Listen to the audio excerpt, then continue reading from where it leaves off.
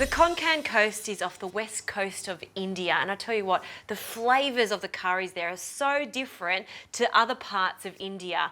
On the west coast, lots of seafood is used, tamarind paste and coconut. So I'm going to pay homage to this area by doing a delicious squid curry. Now I've prepared my squid, I've just taken the wings off, I've removed the insides and I've kept the tentacles. This is my favourite part, they go so tender. The hoods also go tender when they're cooked for a long time. Now I'm cutting these hoods into medium-sized rings just to really show off that we've got squid in this. Now I've been preheating a saute pan. You want it to be nice and hot because we need to seal off the squid. Now I'm going to do this in batches so we don't overcrowd the pan. A glug of olive oil, and we'll start with the rings.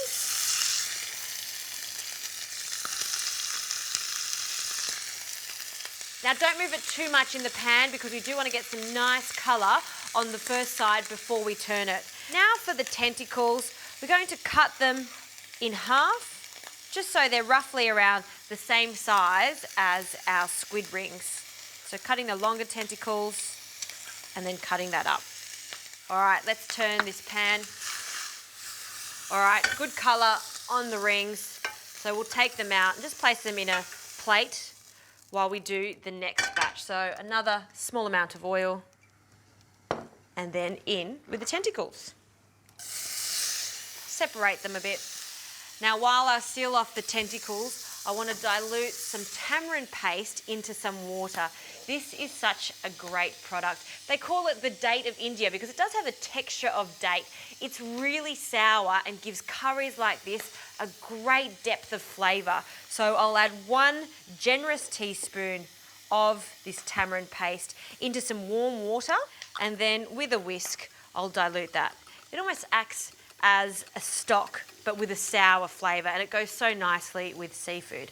So let's have a look at this squid. That's looking good, so we can take it out of the pan.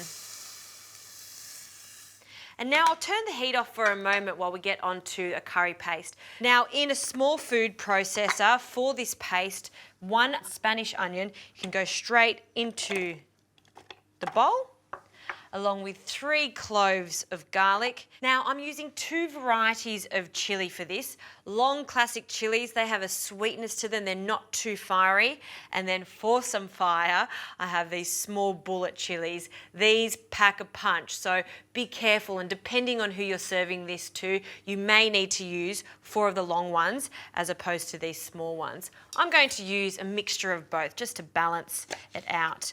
Now we'll take the stalks off.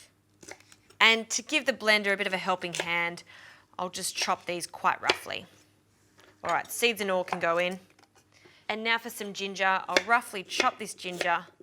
We want about 3 centimetres worth. That can go in, along with a few sprigs of coriander root. Now we'll use the leaves later on, but there's so much flavour in these roots, so we'll just take away the woody end and roughly chop it. Now that can go in along with a small amount of oil, and then I'll blend this until it forms a paste.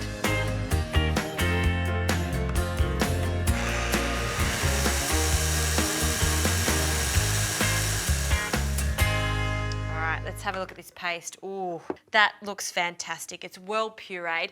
Now I haven't added my spices yet, so we're going to toast them off in the pan first. Another small drizzle of oil, not too much. And then we'll add a combination of poppy seeds for some crunch and some cumin seeds. So they can go in first because they're whole. And with a wooden spoon, give them a mix and scrape down the bottom of the pan to release all that caramelised squid. Now once the poppy seeds start to pop, we can add the rest of the spices, some turmeric and ground coriander, and toasting it off. Now we'll turn the heat down and add our onion mixture.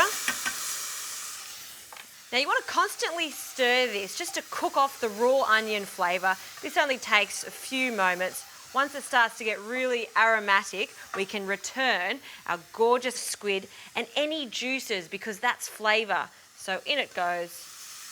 And then coat the squid in this delicious spice mix. All right, now we can add the liquid. So I'll just quickly whisk that tamarind water that we've made.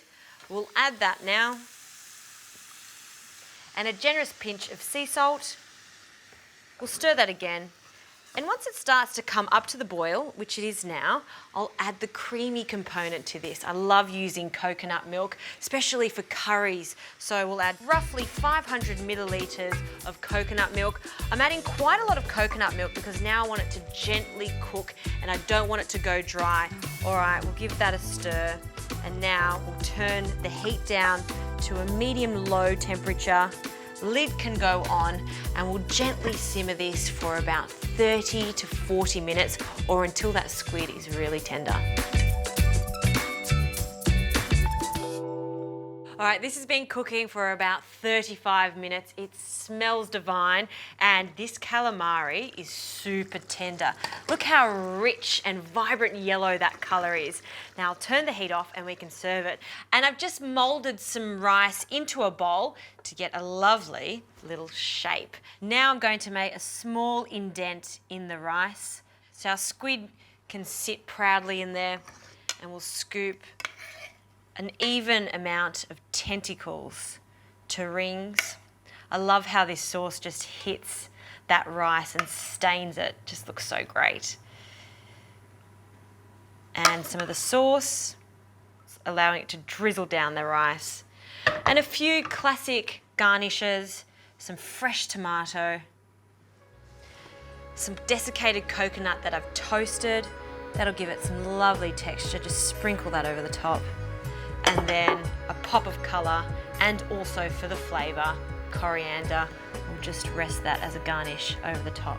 A beautiful curry. You know, usually you see curries with big chunks of fish. That's fantastic. But try some squid. It works really lovely when you slow cook it in a gorgeous coconut sauce from the west of India.